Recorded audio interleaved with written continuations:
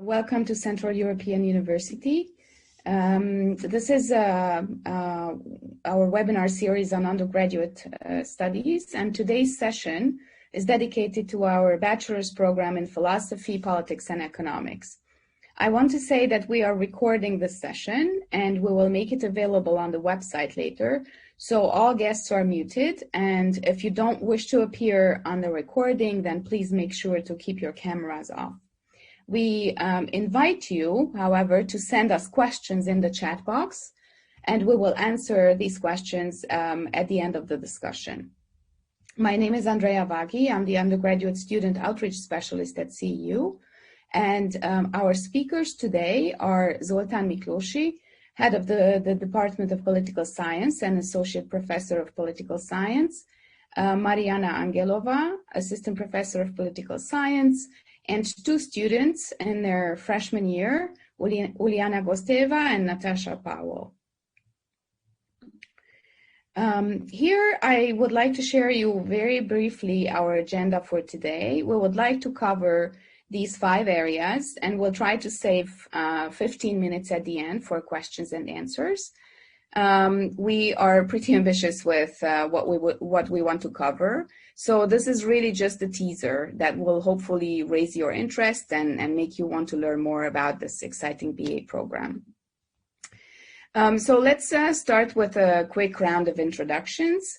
I would like to first ask Zoltan and Mariyana just to say a few words about themselves. Where are you from? What kind of, what did you study? What do you teach? What's your area of expertise at CEU, and if you have any thoughts on teaching the BA program. Zoltan? Okay, hello everyone. I'm Zoltan Miklósi. I'm currently the head of the Department of Political Science at CEU, which is a great honor. I'm Hungarian. I'm a philosopher by training, actually. I'm researching political philosophy, and in this way I am straddling actually 2 disciplines within the PPE program. Both politics and philosophy are very dear to me. My areas of research include theories of justice, democratic theory, and international political theory, and others. And let me just say briefly that I'm feeling very personal about the PPE program, because I am one of the faculty who initiated that CEU should have a PPE program. It feels very good that we are at this point. Thank you, Zoltan. It feels good indeed. Mariyana, would you like to continue? Sorry, my microphone was off. Hello, everybody. I'm Mariyana Angelova. I'm assistant professor in political science at the Department of Government at CEU. Currently, I'm from Bulgaria, actually also born in Russia, so bilingual and raised in both cultures. My training is in political science as well as quantitative methods, and I did my PhD in Mannheim in Germany, and after this I had a postdoc position at the University of Vienna, and recently I had the opportunity and the privilege to join also CEU. This year I'm teaching political institutions at the PPE program, and I have very positive experience, and I'm very happy that I can do this and have this great experience with our students this year. Thank you. Yes, thank you. Thanks for being with us. I'm turning to our students now. Similar questions. Where are you from? What kind of high school did you go to? Whatever you would like to share just briefly in the beginning. Natasha, would you like to start? Yes. Hi, everyone. I'm from Hungary, but I'm bilingual because my dad is from England. And I studied here in Hungary in a private school. And I think that's it. Uliana? I'm Russian, living in Hungary for the past 5 years, and I also went to private British school. So, yeah, that's pretty much it. Okay. Thanks everyone for being here today and for sharing your experience and your thoughts with prospective students about the PP program. So let's continue. So first, I would like to talk a little bit about why CEU decided to offer a BA program in philosophy, politics, and economics. Who is this program meant for? What kind of students will enjoy this program? I have a couple of questions here. Maybe let's just start with these two. Zoltan, would you like to say something about the beginnings? Right. So why PPE? Why CEU decided to have an undergraduate program in PPE? I think the answer to that question, in addition to the fact that many of us were enthusiastic about proposing a PPE program, is that I think it builds on CEU's existing strength in these three fields. So both the political science program as a discipline, philosophy, and economics at CEU is very highly ranked. We are very proud of the fact that in these fields, CEU is ranked among the best in Europe and also worldwide. We enjoy very high rankings. So it was a natural thought that we should combine the strength of these disciplines departments at CEU. As I said, I was among the few people who came up with the idea when CEU decided to have undergraduate programs, that why not PPE? Again, personally, I know when I was an undergraduate, there was no such thing as a PPE in Hungary. And well, how happy I would have been if there were. So there's no question that this would have been the program for me to apply to. And it was only later that I learned there's such a thing. And when the moment came for CEU to set up undergraduate programs, I was very passionate advocate of having a PPE program. Okay. Second question, who is PPE for, right? Yeah, like what kind of students will enjoy this combination of disciplines? Right.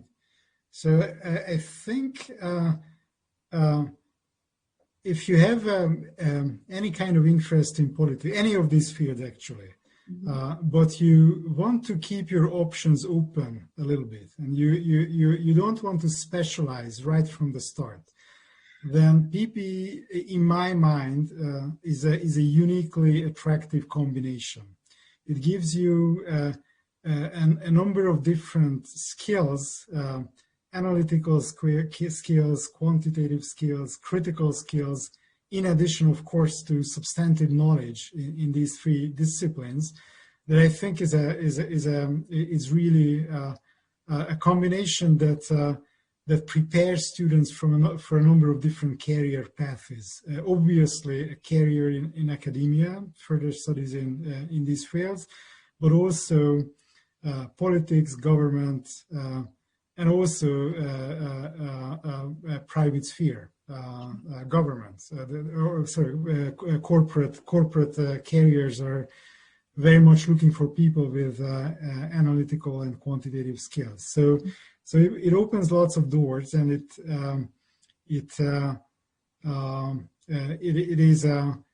gives you a broad-based skill set in addition to substantive knowledge in these fields. Right. As many of us know, the PPE is a brand name. So it's a program that many students are familiar with because this is a program that was initially developed by at the University of Oxford 100 years ago.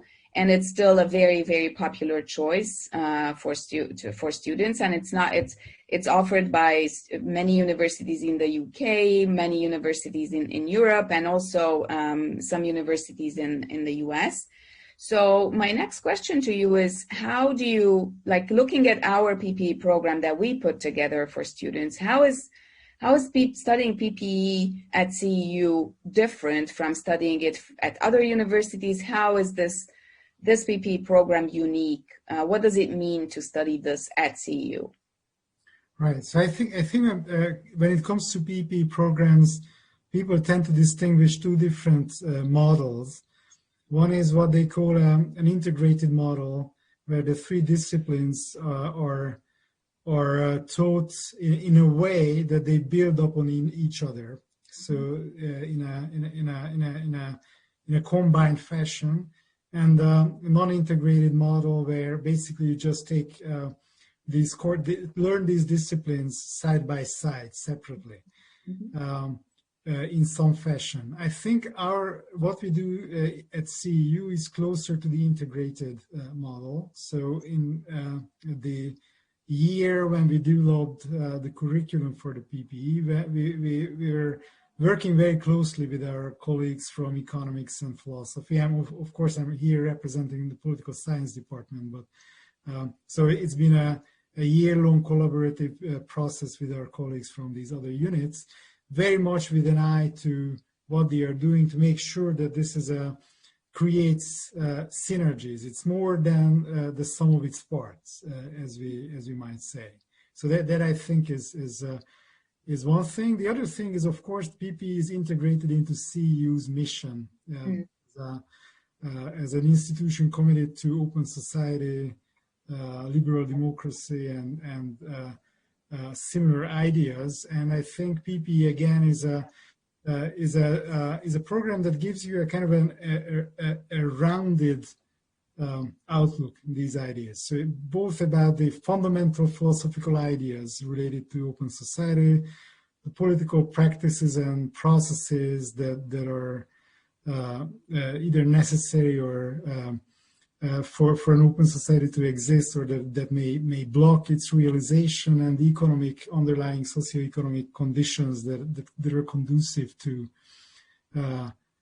open society practices. So I think that's one element that is certainly distinguishing PP at CEU from maybe other programs. Mm-hmm.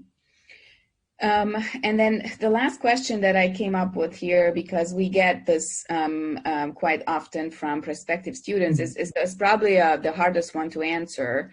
But the prospective students often ask us to try and help them decide how to choose between our three bachelor's programs. For example, if you think about the fact that one can major in political science in PPE, but also in the cultural politics and society program, and also in the quantitative social sciences program. So if a student is interested in political science, how would they go about deciding what are some things that they would take into consideration when looking at our undergraduate offerings? Do you have any helpful thoughts for that? Right, it is really hard, and it really depends on your particular interests and what it is that makes you interested in, for instance, in politics or philosophy, economics. And I'd say that maybe we can say that CPS, cultural politics and society, is on one extreme on a scale where you're mostly exploring ideas, the history of ideas maybe to some extent, and how these ideas are communicated and expressed in society. The other extreme is the quantitative social science BA, which focuses mostly on, as the name suggests, quantitative aspects of what is measurable, what it is that we can measure. Maybe Mariana can say more about it as a quantitative person. And PPE may be somewhere in between. So if you want to have an outlook that is both systematic and certainly has a dose of quantitative studies in it, but it is also exploring in depth the philosophical ideas that are relevant for underpinning our politics and economic thinking, actually, then PPE may be the place for you. It's really hard. Every choice comes with a trade-off. So it's better in some ways, but maybe also great in other ways. So obviously we wouldn't have these three programs otherwise. Yeah, true. Thanks for saying all these. I would probably add that we tried to come up with a specific set of skills that each program develops. There are some skills that all 3 BA programs, or many BA programs actually in the world, will develop. Some common things that will be true for many bachelor's programs. But then we try to come up with specific skills for each BA program, and we recommend that you try and read more about that on the website. And that's one way to decide what you would like to focus on. Another way to decide between the 3 is that definitely to learn about the program structure, about the, in CPS, for example, you can major in 12 different disciplines. In PP, you can major in 3. You can choose from 3 major options, and in QSS in 5, from 5. So that's also a way to go about it. And then also I would like to mention that it's possible to apply to more than one bachelor's program. And what we promise to prospective students is that we will ask you to submit a separate application for each of the programs that you are applying to. You will only have to pay the application fee once, and we will consider you for each program. And if we think that you are a good fit for more than one, then you will be admitted to more than one. And then again, the choice and the decision is on you to make up your mind about which offer you want to accept. All right, so let's move on because there is still a lot to discuss. I would like to now turn to our students and to discuss their experience in the program. So there are quite a few questions that I put on the slide here to guide our discussion. And probably the first one that I will pose to you is, how did you hear about CEU, and what was it that you found attractive about the university? Well, since I live in Hungary, the news about the university made it, so I learned about it partially that way, but also I knew of the university not only because of the conflicts going on. And yes, and the attraction was mostly how the academic reputation of it, but also the international environment. And as I learned this on the open days, that it's a small community, and I'm experiencing this right now, that our classes are quite small, and this means that we get much more attention than we would in a bigger university. Yeah, thank you. Uliana, do you want to say something? Yes, since I live in Hungary too, that's not a big difference in how we knew about the university. But I had many friends studying in master's and PhD programs, so I also knew some insights that it's a great place to study. So yeah, I had a closer look on that. Okay, thank you. We touched upon this a little bit earlier, but I wanted to see what your take on this is as well. Like, how did you decide which program to apply to, and why were you interested in PPE? I learned about PP, I think 2 or 3 years ago, as I was trying to figure out what I want to study, and I just wasn't too sure. And when I found this, I just felt it was a combination of what I was interested in, as I've learned politics and economics before. So I was quite certain that I'd like to continue to learn those. But I haven't studied philosophy before, so I was interested in it because of this. And I just felt like it was a really good combination to get a good understanding about the world around us from different aspects. Before applying, did you explore more, like, did you read what we posted on the website about the program, like the structure, the courses, the professors? Did you do that kind of research before that? I did, and also in other universities where I applied, I just wanted to make sure that I know what kind of classes I'll have and not just apply because of the name. So I did. Yeah. Okay, great. Uliana, what's your story? Yes, my story probably is a little bit longer because I actually wanted to make films, and PP was a kind of a compromise with my parents. So it's not a very straightforward path. But I was also interested in politics and economics, and I knew about PP programs in the UK where I was supposed to go in the first place. I was thinking about that because I studied in British school.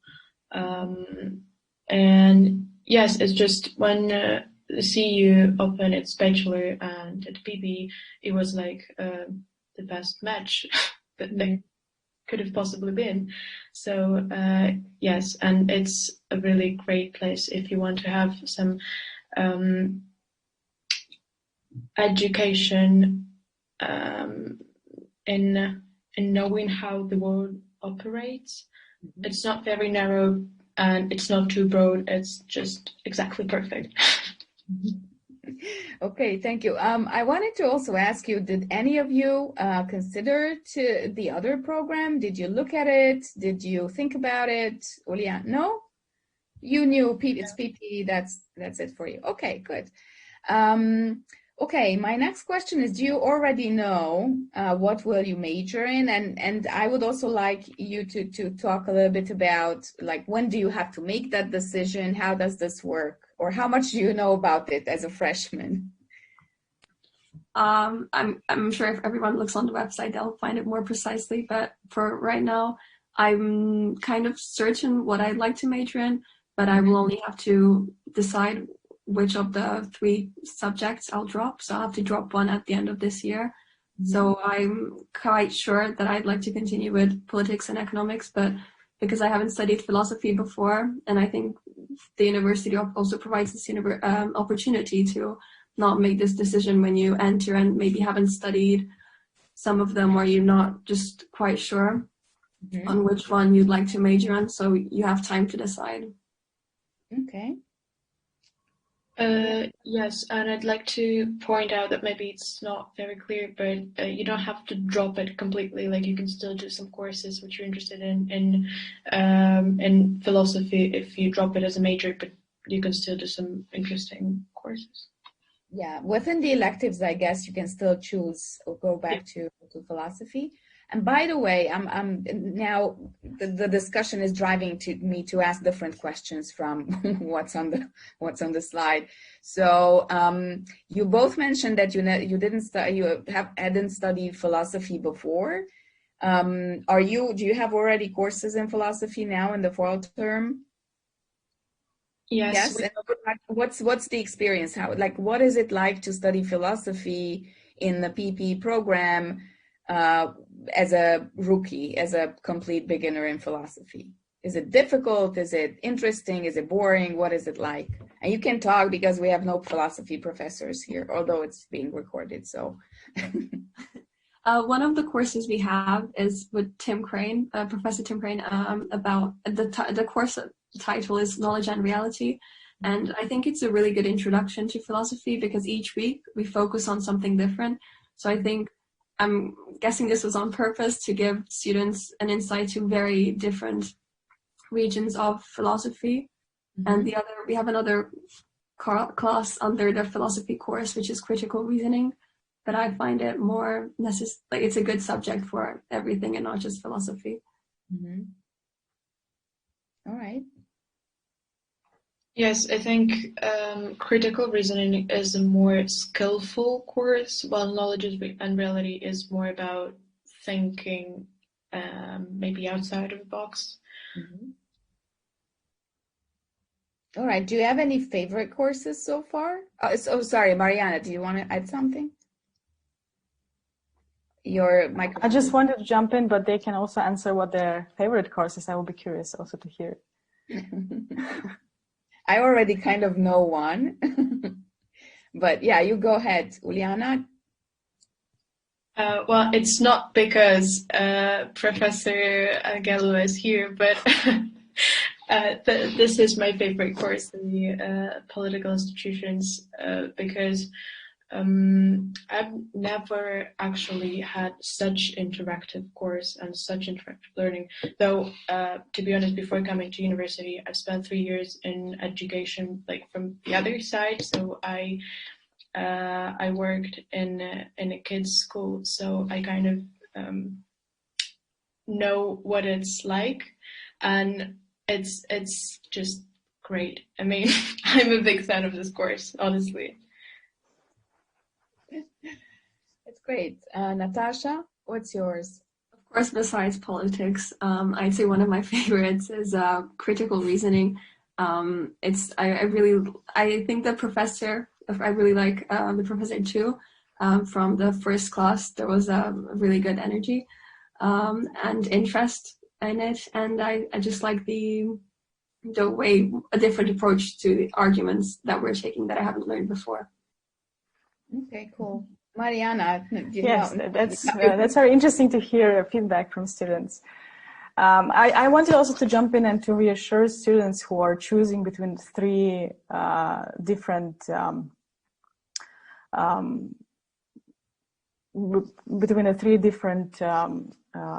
how do you call those? PPE, CPS, and QQS. Yeah, programs, sorry. Between the three different programs is that you're not going to make a wrong choice or a bad choice, because it's very difficult to decide what you want to do in life when you're 19 or 20 or even when you're 30. And you actually learn over time, and you learn by doing things. So given that these three programs will give you rigorous training in different fields, and they will actually give you the basis in various skills that are needed in every job that you're going to do, no matter whether you're working for the government or for NGOs or for you do your own company, or maybe you're making movies. It doesn't matter. You have the skills. You have the skills of critical thinking, of logical thinking. You have the skills of interpreting data, understanding data, making analysis, no matter whether you do CPS, PPE, or QQS. So there is no bad choice here. And there is also no wrong choice, because even if you start with one field that you find in the beginning interesting and then not so much, you can always take classes from the different fields. There is numerous classes or topics that you can cover, and even in PPE, you have more than 70 different classes that you can take in the second and third year. So it is the same for CPS and QQS. Basically, my practical suggestion for students would be really go to the programs. It's not so much to read, but you can check the classes and pick the classes that you like. And maybe you can try to imagine what you want to do in life. Are you more interested in economics? Do you want to be involved in some economic decisions, or help somebody make economic decisions? Are you more interested in communications and culture, environmental politics, gender politics? All these areas are very, very important. Or are you more interested in understanding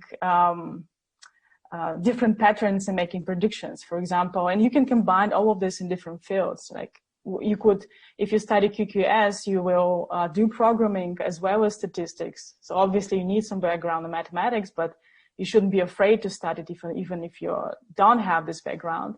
It will start from scratch and very rigorous and give you very rigorous training. So what I want you to say is that choose what you like, and then along the way you can mix stuff and add different classes. And these programs are so flexible that they allow you to choose. So this will be like my practical advice here. And if I have 1 minute more, I could add something else which I find incredible about the university. And I mentioned that I joined literally 3 months ago, and this was a new institution for me. So I was very impressed actually how rigorous the training is. It is top-notch. It is very high. It's a top-notch education that you will get here. You have faculty which are trained across the world in the best universities in the world, and they came to CEU and joined CEU, and you will get training from them. So you have views from or approaches from different fields and from very good, very well-trained faculty. And I think what was even more impressive for me was the student body. The student body is unique in this sense that you really have access, or you have contact to people who come from all around the world. And this is not an exaggeration. From every continent, there are students who participate in classes. And that's why also the discussions are so incredible, because people from Russia, India, Nigeria, US, UK, Norwegia, are just giving examples how politics works there, for example, in my class, or how institutions work there. And they have very specific questions about problems. Why is this democratic or not? What is problematic there, and so on. So you really have a very rich discussion because of this diversity that you get. And this is unique. I mean, I have been in Mannheim in Germany, and this was also, you had also international students, but the basis was more German, obviously. It's not bad, it's just that there was not so much diversity. And I think this is what you will get here, this incredible opportunity to talk to people from different cultures.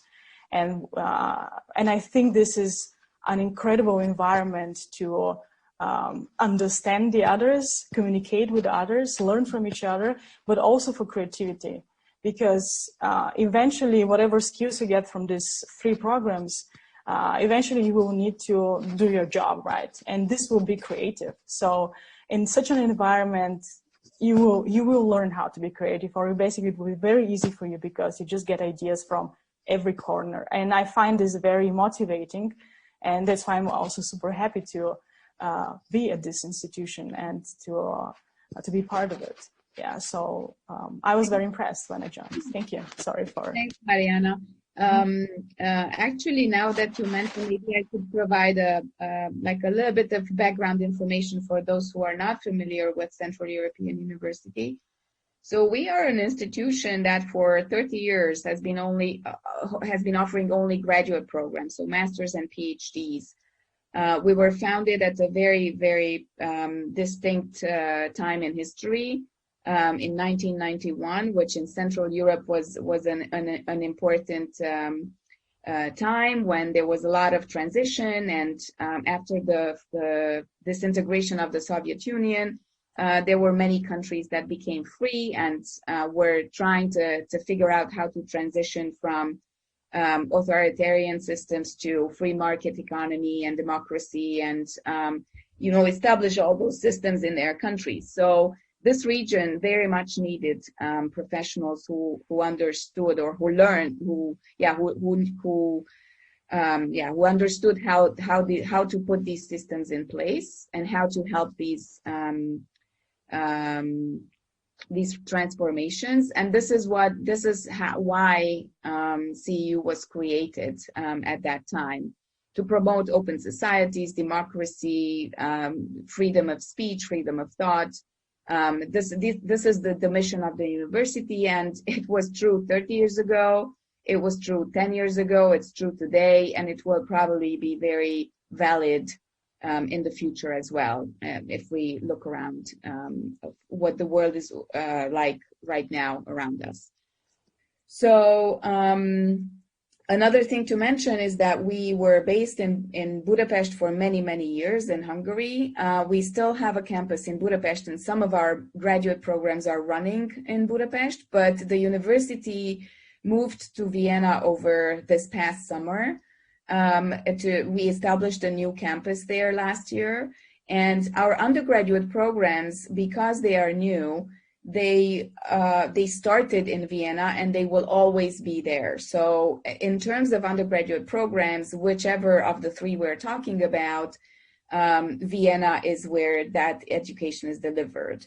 And that's why we have on the next few questions on the slide, I wanted to ask Uliana and Natasha about being a student in Vienna. I know that because you grew up in Hungary, or you spent a lot of time here, and it's a 2.5-hour car ride away, or 3 hours by train. It's really close, and it's a common destination for a weekend, even for a day trip.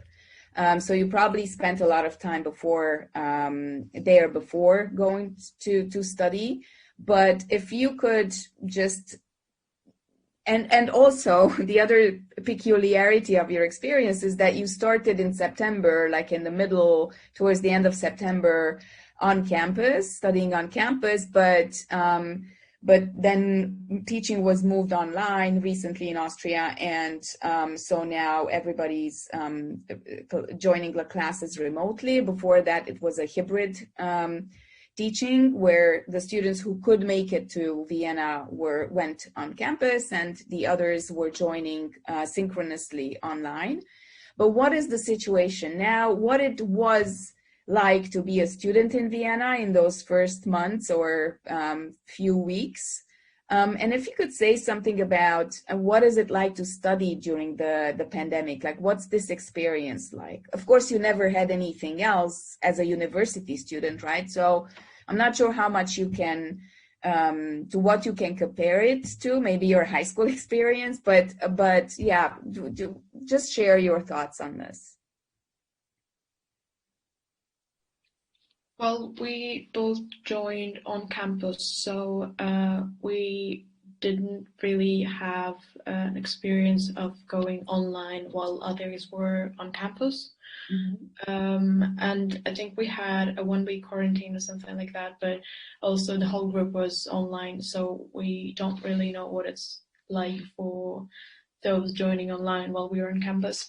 But joining from the campus was great. It wasn't very much different probably from how it is usually, but yeah, just with following some recommendations like social distancing, masks, sanitizers, I don't know, temperature checks and things like that. But I think we all got used to that in the past 10 or so months, so you don't really, I don't know, notice it by now. Exactly. And what is it like now? Like, everybody is joining either from wherever they are. So some students who actually were in Vienna, like you were in Vienna, now you went back to stay with your families, right? And what is teaching like? Like, how do you have group assignments? Do you have like small group discussions or breakouts? How is this happening? It varies from class to class.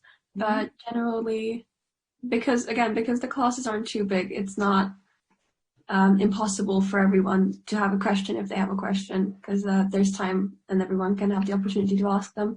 But in some classes, we do have breakout rooms where we'd be 4 or 5 people in a group, and then we'd discuss. But we also, I think first it was a bit hard to be online, as it's much more motivating if others are there in person. But I think we got used to it, and even with not for classes, but if we have an assignment, we can work on that in study groups. So we also have that on Zoom with the students together.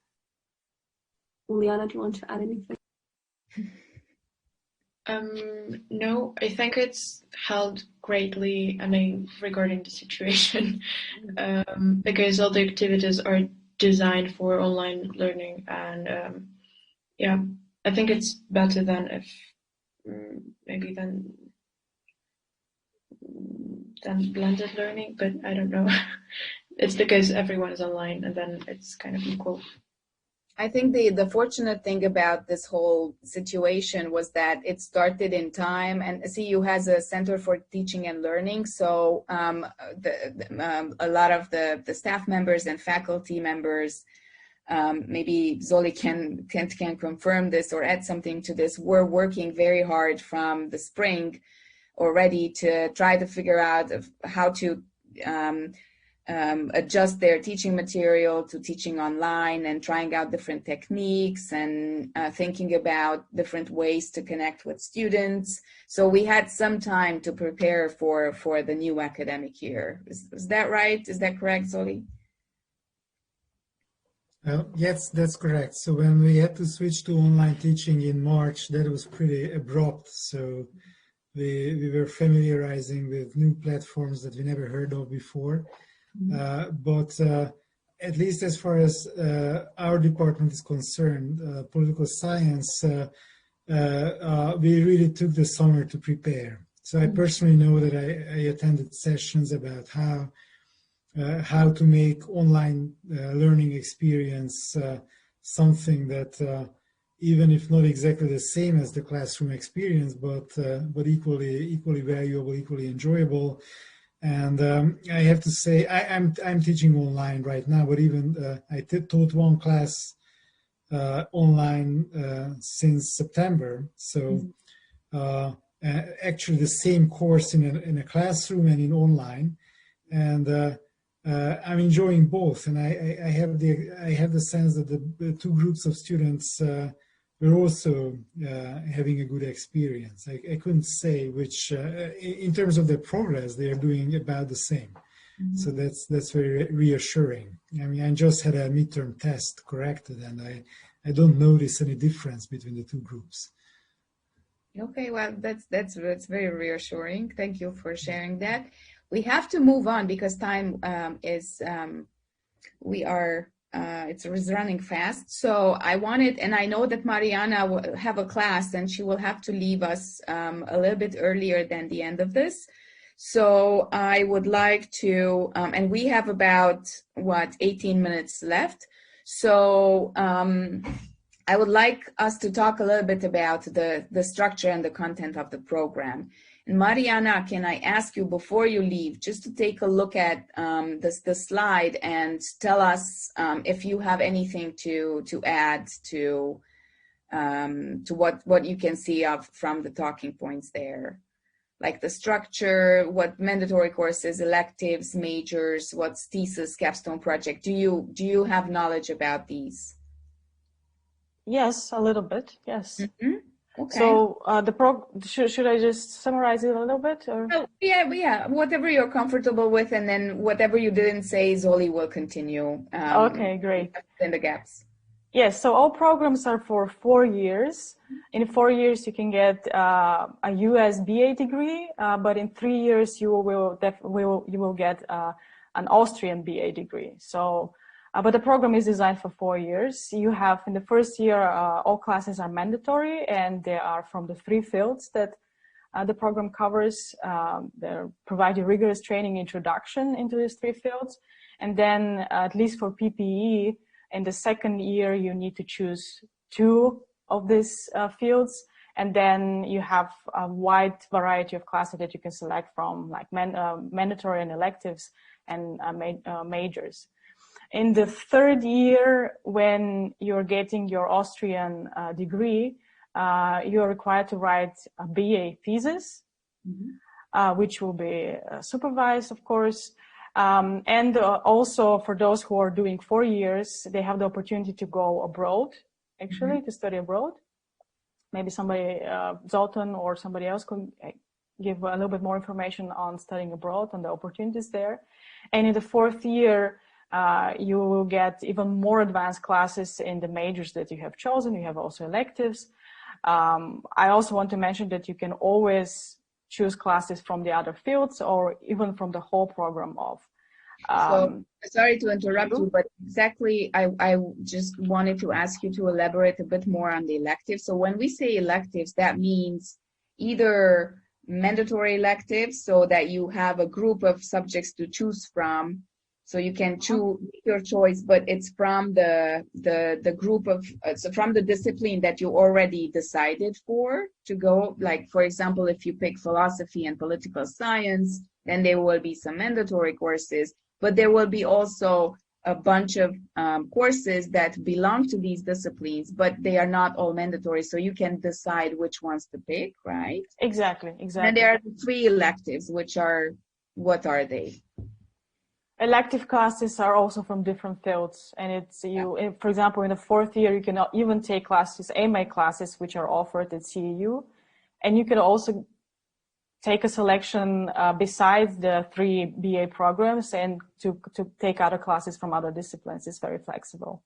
So electives, you just add something that you would like to take. It's not mandatory, and you will need to choose from a broad variety of classes that are offered there.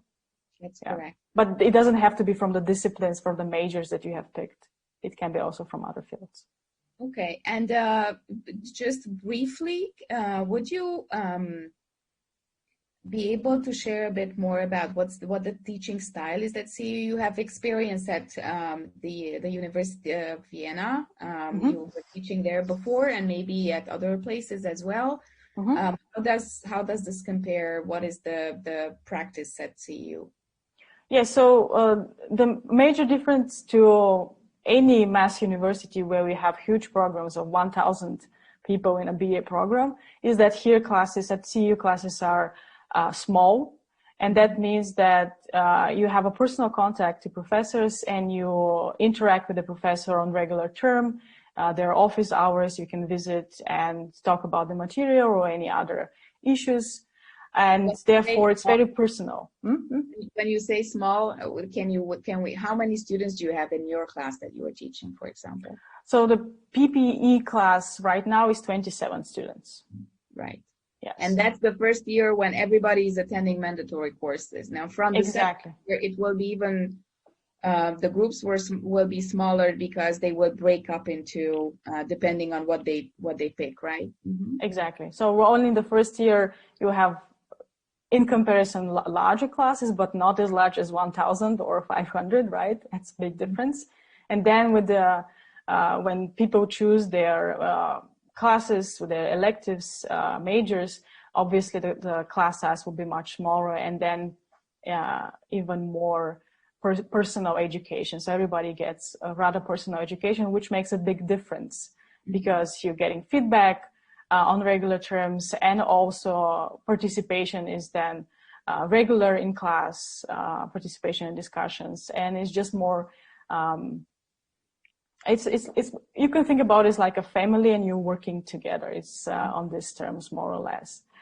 Then I also wanted to mention that the university provides all possibilities, technical possibilities, for teaching, so it's very advanced. This is very impressive. Every classroom has all the new technologies available there, with huge electronic whiteboards and any other possibilities. So this is also, this helps teaching. It's much easier to teach like this. So on the technical side, this is also top. Teachers or faculty cares about students a lot, and it is important for the faculty or for the university that the education is high quality. And this is every decision that is made is to the best interest, whenever possible, the best interest of students, and also the designers of the programs or the faculty are rather flexible in terms of there's constant conversation with the students and getting feedback and improving or adjusting the program so that it suits the demands of the students and the interests of the students as well. It's not only, yeah, that's true. That was an expressed intention from the dean, Dorit Geva, from the very beginning. She said, we are launching undergraduate programs. We have a lot of experience in teaching masters and PhD students, but we would like to, and we put together something that we think is great, but we are very much interested in hearing the feedback of the students. So this program is also being shaped by the students as it's happening. So I think that's one reason why it's really exciting to be part of the inaugural class or the first few cohorts, because you have a lot of say in what is going to happen or how it's going to happen in the future. I'm sorry to interrupt you. I need to leave because I have a class starting right now. But thank you for including me in this meeting, and good luck to everybody who decides to apply. Thank you, Marianne. Thank you. Let's look at, we have one more slide. I wanted us to talk a little bit about admissions. And specifically, we made a separate recording or a video about the general admissions requirements that are true for all BA programs. And here I would like to just ask Zoltan a little bit about what you have been reading applications, you have been interviewing students. So can you pinpoint a couple of things that you would be looking for in an application to the PPE program, to this bachelor's program? This happens all the time, Zoom, Yes, right? all the time. Sorry. Wasting precious moments. Yes.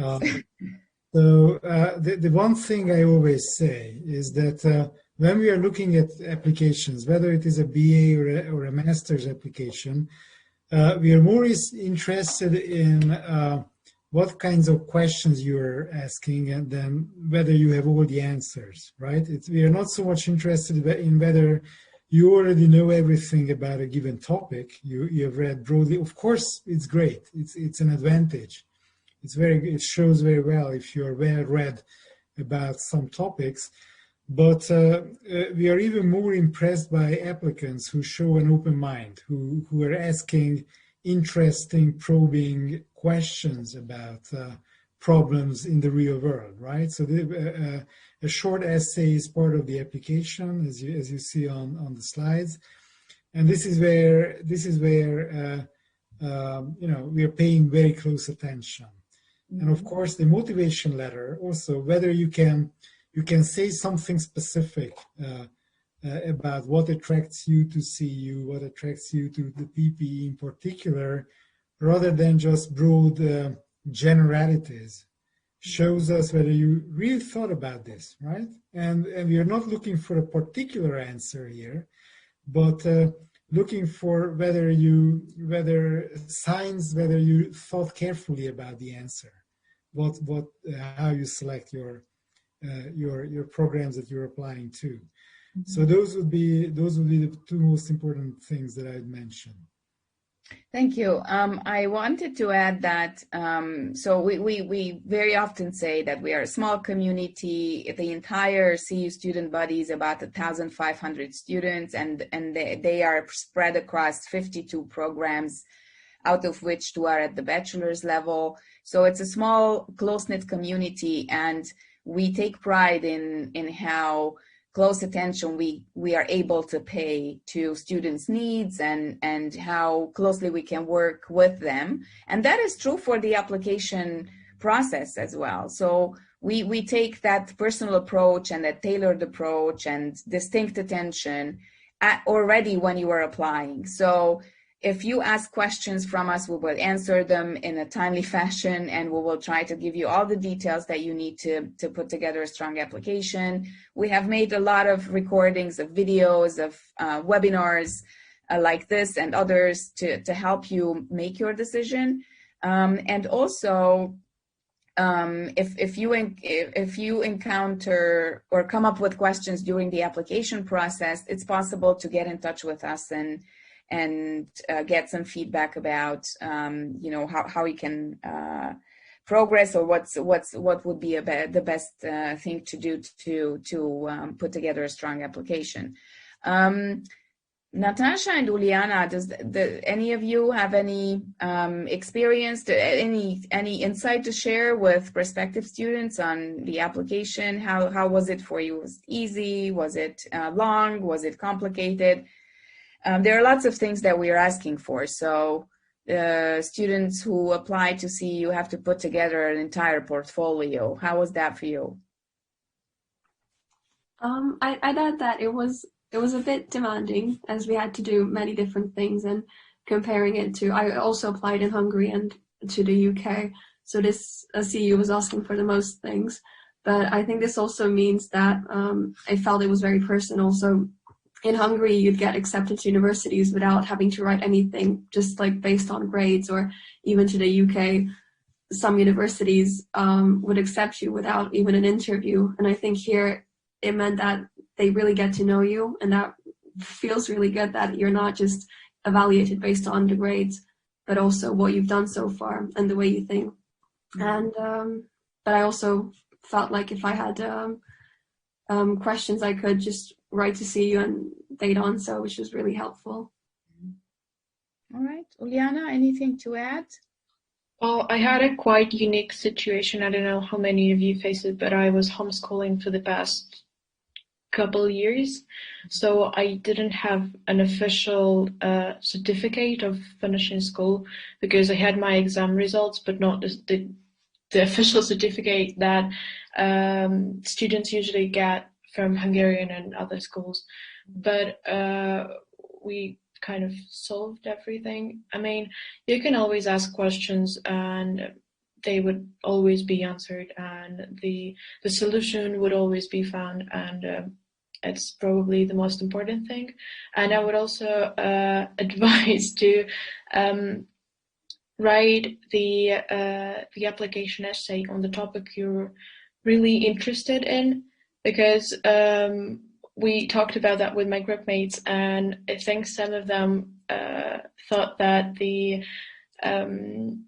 the topics that are provided were mandatory, so they a little struggled with them because they didn't want to write about them, but they didn't know that those are just examples, and they're not the final topics. So I think you could still choose the topics, right?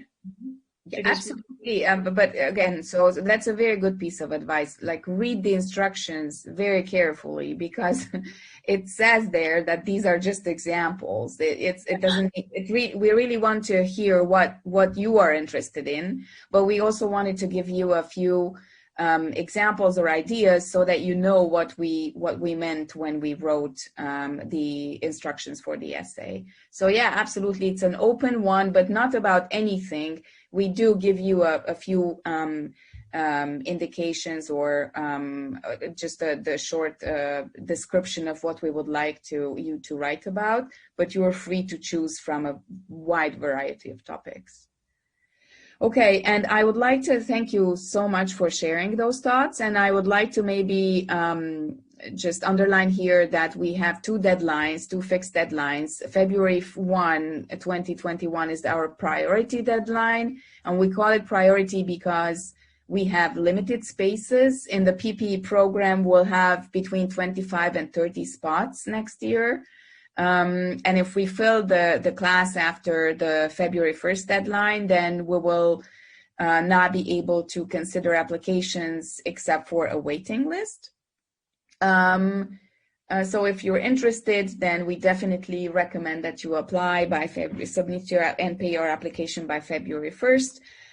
It's also a deadline, an early deadline, because securing a visa for those who need a visa to study in Austria is important, and it takes time. We have learned that, or we are still learning it this year, that it's a long process, and we would like to make sure that once you are accepted, then you have ample time to secure a visa. And also, everybody who would like to be considered for any kind of financial support, we have a few partial financial support opportunities that are detailed on the website.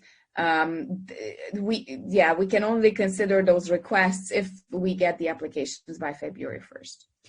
And now we have 1 minute left, but I'm going to extend the sessions by this session by 5 minutes, just because there were so many things to talk about. And I'm going to look at the questions. Let me just add, before I go into questions, that these are the ways that you can get in touch with us. And if we are not able to answer your question now, then please write an email to undergraduate.ceu.edu, and we'll be happy to get an answer for you. And we also recommend definitely for you to read more about the programs and the community on our website, undergraduate.ceu.edu, and follow us on social media. So with that, I'm going to stop sharing my screen, and I can see Frederick has his hand up. Just so you know, you are on camera, and this is being recorded, and we are going to post this on the website. So if you're comfortable with that, right? Okay, so can you then please ask your question live? I have a question to sort of acceptance, because if I read that correctly, then you will need the grades from the past 3 years. Is that just more general, or is the acceptance based on grades I had maybe 3 years ago? Okay, so the question is whether we whether the admission is based on your grades or something else, or we just want to see that you have 3 years of high school. Especially the older grades. For me, for example, my grades 3 years ago were like so and so, and then got better. So that would be okay. Cool, Zoltán. Yeah, I think that's a great question. So we definitely look at not just grades but trends. So it happens a lot that an applicant, for instance, goes to an English language high school, and when he or she starts, then her English may be not so great, so the grades are also a little bit poorer, and then we see that there's a spectacular improvement. So that is definitely something that we would notice. Now, grades are only one component, and I would say probably not the most important, not the one that we give the most weight to.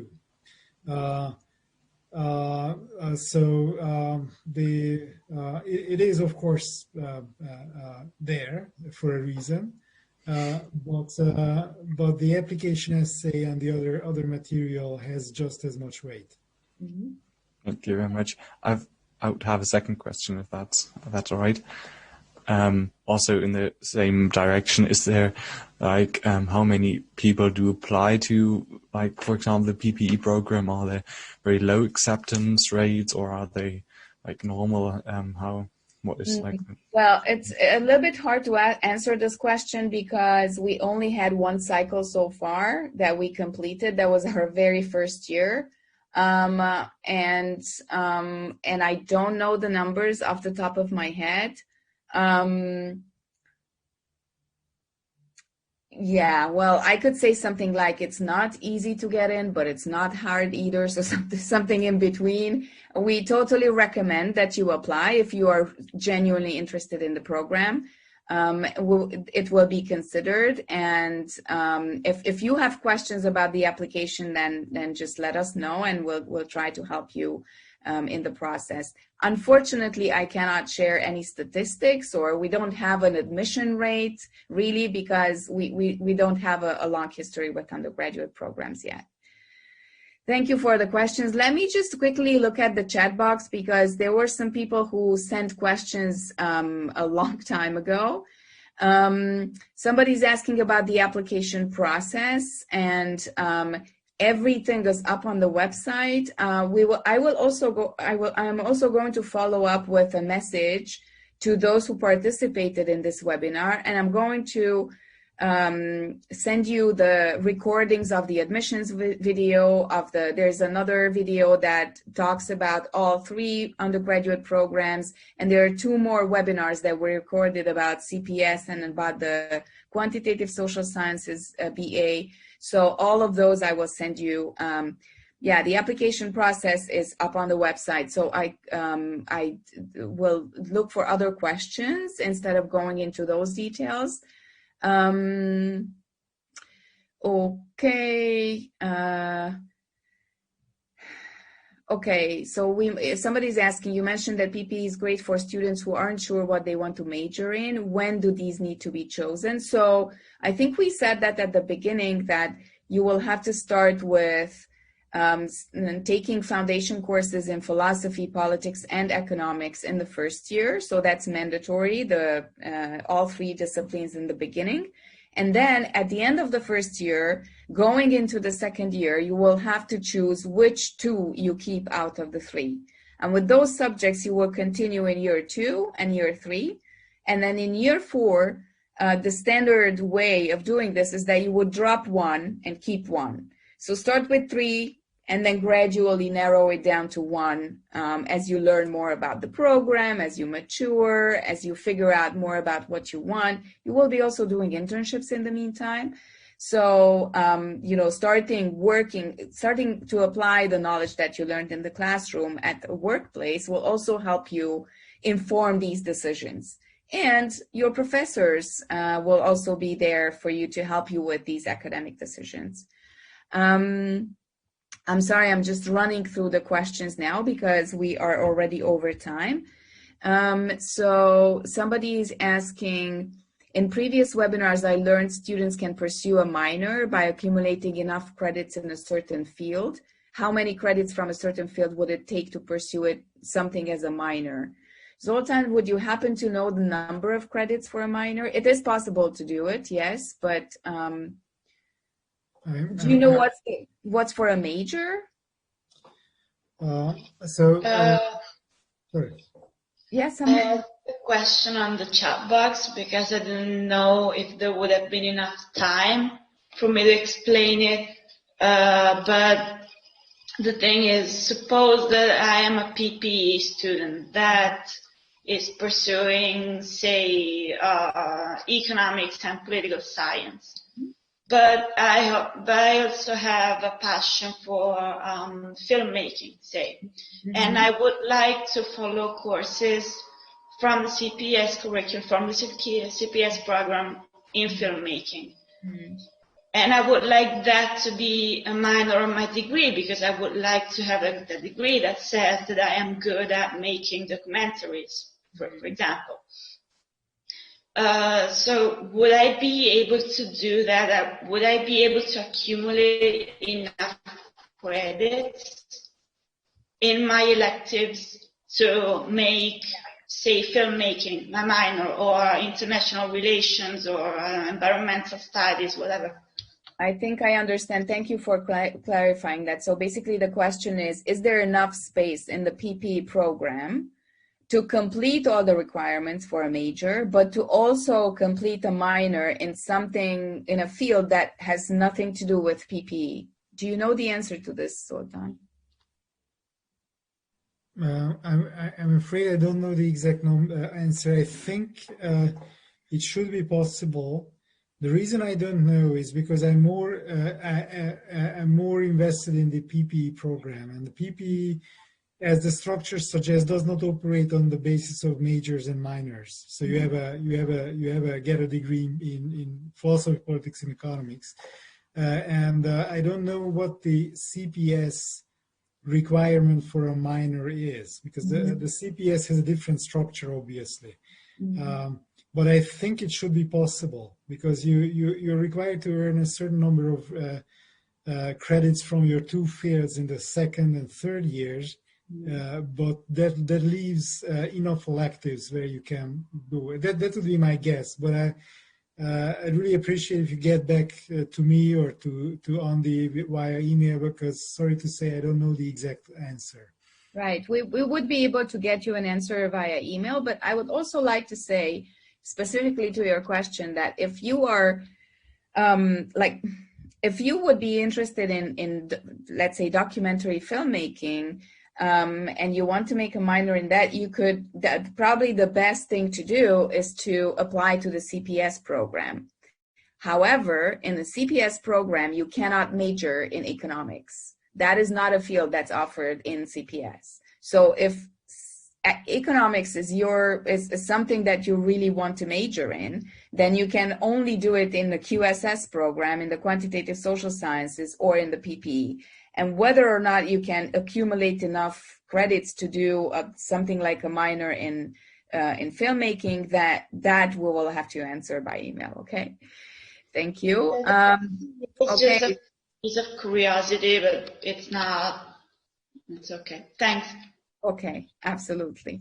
Okay, so another question quickly. Does CEU accept English proficiency tests other than IELTS or TOEFL? Yes, please check our website. We accept Cambridge, Pearson Academic, Duolingo, and Euroexam, and IELTS and TOEFL. And we also accept the online versions of these, temporarily at least.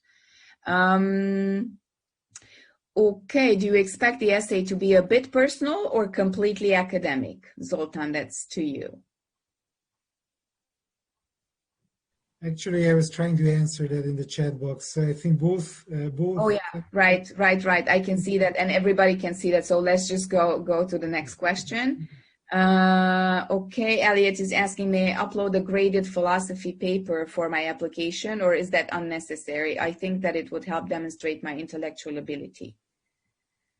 My view is that feel free to upload it. Yeah. So in addition to the other material, we'll definitely take a look at it. So we are giving the time to necessary to the application. So I think whatever helps us to assess your abilities and your skills it's helpful.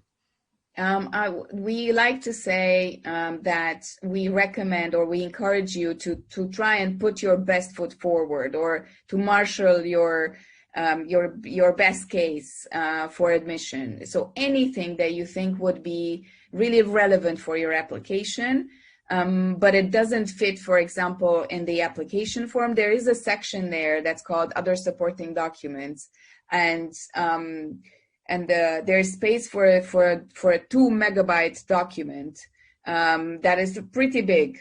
So you can compile all kinds of things into that PDF, and that one part of that document could be another essay. And we encourage you to upload that there. All right, we are totally over time. So I can see that Mark has his hands up. And this will be the last question that we answer live. Everybody else, please send us the question to undergraduate.ceu.edu. And Mark, if you are still here, please turn on your microphone and ask your question. Okay, thank you for the time. Thank God I made it to be online. I've been trying a number of times, but network has been giving a problem. So though I joined the conversation a bit late, but I just wanted to know, as for international students who have attending another university, maybe in their home country or elsewhere, do you have any process that if they have already gone to 2 or 3 years of the study, that they continue with the undergraduate there at the ECU? Mm-hmm. Good question. Thank you. So you said international students, and that or international applicants, that totally makes sense in most other universities. CEU, because we are densely international. So here, the majority of the students are international. So we don't really have different prices, for example, for domestic or international students. The tuition fee is the same for everybody.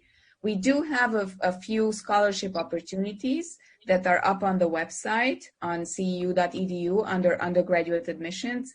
And for those, everybody can apply. If you submit your application by February 1st. If you visit the website, you will also see the conditions, what the scholarship or the grant amounts are, and what else you need to do to apply for them. Okay, thank you. Thank you. I'm happy you were able to make it. So thank you everybody for being here with us today. I will follow up with an email to you with all those links that I promised. And I would like to thank Zoltan, Natasha, and Uliana, and Mariyana for being here with us today and sharing your experience and thoughts. And good luck to all the applicants. And please reach out to us if you have any questions. So thank you and have a good evening.